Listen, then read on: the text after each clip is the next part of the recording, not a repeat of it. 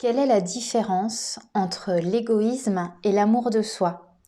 Bonjour, je m'appelle Caroline Heinrich, je suis psycho et somatothérapeute en Alsace et j'avais envie de partager avec vous ma réflexion au sujet de ces deux concepts qu'on a tendance à amalgamer. Euh, si tout comme moi vous faites partie de ceux qui ont été conditionnés dans le fait qu'il fallait répondre aux besoins et aux attentes des autres en priorité, alors encore plus si vous êtes empathe, vous avez très certainement dû être conditionné voilà, dans des injonctions qui vous ont amené à penser que si vous vous mettiez en priorité, c'est que vous étiez égoïste et que donc non, il faut être absolument là pour les autres, il faut absolument partager avec les autres tout ce qu'on a, etc. Voilà. Alors, il suffit que justement vous ayez eu des parents qui soient, je sais pas moi, dans la politique, dans, dans le socialisme ou dans le communisme et anticapitaliste. Alors là, c'était gagné quoi. Bref, le sujet n'est pas là. On va pas parler de politique. Je suis pas là-dedans et voilà, c'est pas la question. Moi, je voulais simplement distinguer ces deux notions d'amour de soi et d'égoïsme, en sachant que c'est ok d'être dans l'un ou dans l'autre, ou parfois dans les deux. Peut-être que quelque part, on est tous un petit peu soit dans l'égoïsme, ou parfois on arrive à être dans l'amour de soi. Je pense qu'on est tous des êtres humains, on a tous nos imperfections, et ça peut être le cas pour tout le monde en fait. Hein. Dans cette vidéo, je suis pas là pour poser un jugement de valeur ou voilà. Je suis vraiment là pour distinguer vraiment ces deux notions. Dans ce que je perçois par rapport à l'amour de soi, déjà, je pense que dans l'amour de soi, ça englobe différents concepts comme l'estime de soi, la confiance en soi, le respect de soi-même, le respect qu'on se porte, l'importance qu'on se donne aussi. La confiance en soi, c'est quand justement on s'aime suffisamment pour se faire confiance dans telle ou telle mise en acte, dans telle ou telle réalisation.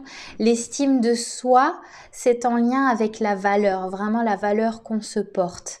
Est-ce que je m'aime suffisamment pour me considérer, je sais pas, assez méritant, assez méritante pour recevoir peut-être, je sais pas, des cadeaux, ou enfin, c'est un exemple, voilà, parmi tant d'autres. L'amour de soi, c'est se connaître suffisamment ses besoins, ses envies, ses désirs pour les réaliser, mais non pas au détriment des autres. C'est accepter aussi ses imperfections, c'est accepter aussi les imperfections des autres sans jugement, sans critique, sans culpabilité aussi, parce qu'il y a peut-être aussi voilà, ce rapport à la culpabilité.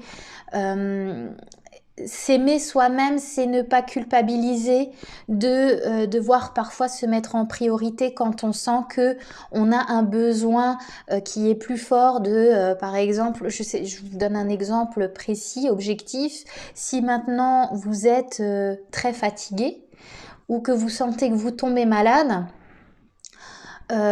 si vous vous aimez suffisamment, et que vous n'êtes pas dans la culpabilité de vous mettre en priorité, vous allez vous dire ok, là ok, je devais sortir voir un tel, ou un tel m'a demandé si je pouvais l'aider à déménager par exemple, mais là je sens vraiment que je suis dans une profonde fatigue, que je commence à tomber malade.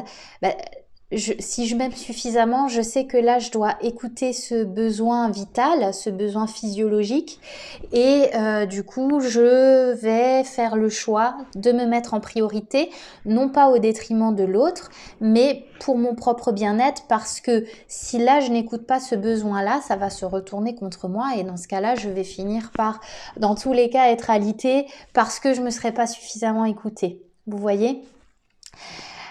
L'amour de soi, c'est être dans l'équilibre entre le donner et le recevoir. C'est je suis dans le partage, j'accepte de donner à l'autre, mais je ne donne pas plus à l'autre que ce que je ne me donne à moi. Il y a un équilibre, vous voyez. Ouais, il y a un équilibre et il y a un échange réciproque avec l'autre où on est en capacité de juger si la relation elle est équilibrée dans le donner et le recevoir. Dans l'égoïsme, la personne égoïste, elle va chercher à satisfaire ses besoins, ses envies, euh, sans aucune considération pour l'autre. C'est comme si on répondait un petit peu à des petits caprices, sans chercher à se mettre à la place de l'autre, sans chercher à être dans un équilibre vis-à-vis du besoin de l'autre aussi. C'est-à-dire que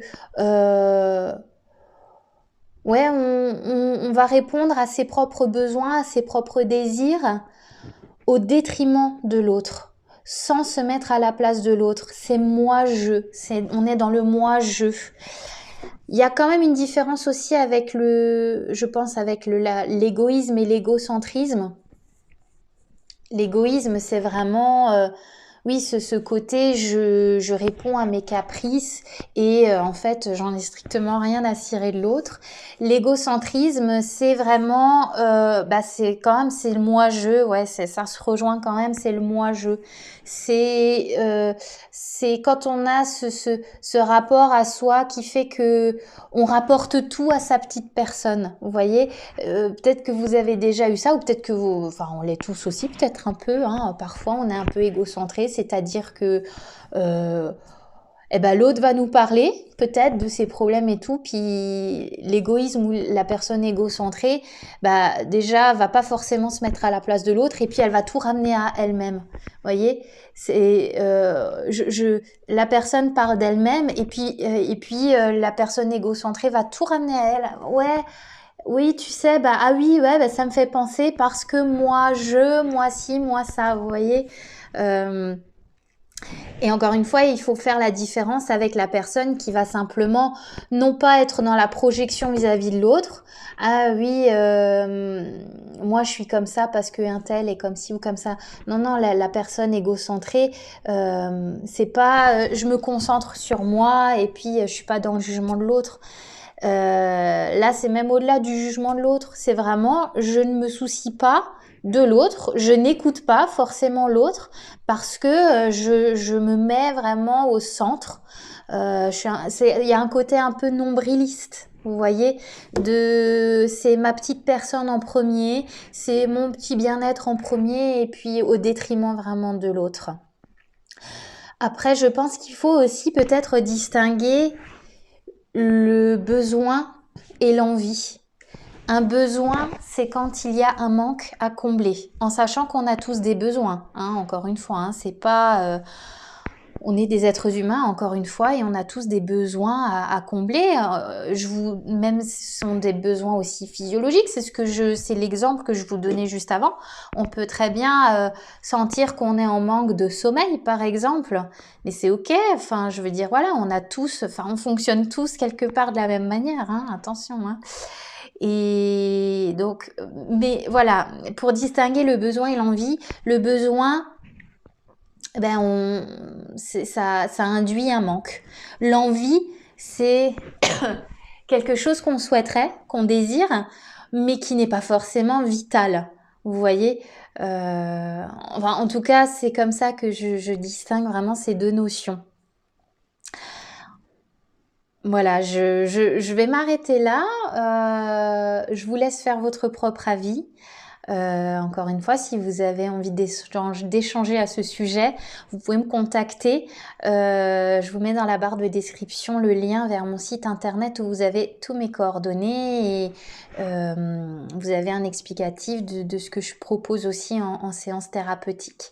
Voilà, j'espère que ça vous aura un petit peu éclairé. Et alors, si justement vous êtes dans l'amour de vous-même, acceptez d'être ou d'avoir été parfois dans l'égoïsme. Et Alors tentez peut-être, si c'est le cas, de remédier à ça, de vous dire: «OK, là j'étais un petit peu trop, focus, sur ma petite personne, mais au détriment de l'autre». Encore une fois, hein, c'est différent de simplement se mettre en priorité parce qu'on sent que là, si on se met pas en priorité, c'est nous qui allons morfler, hein. Enfin bref, voilà, je vais m'arrêter là, mais j'espère que ça vous aura un petit peu éclairé.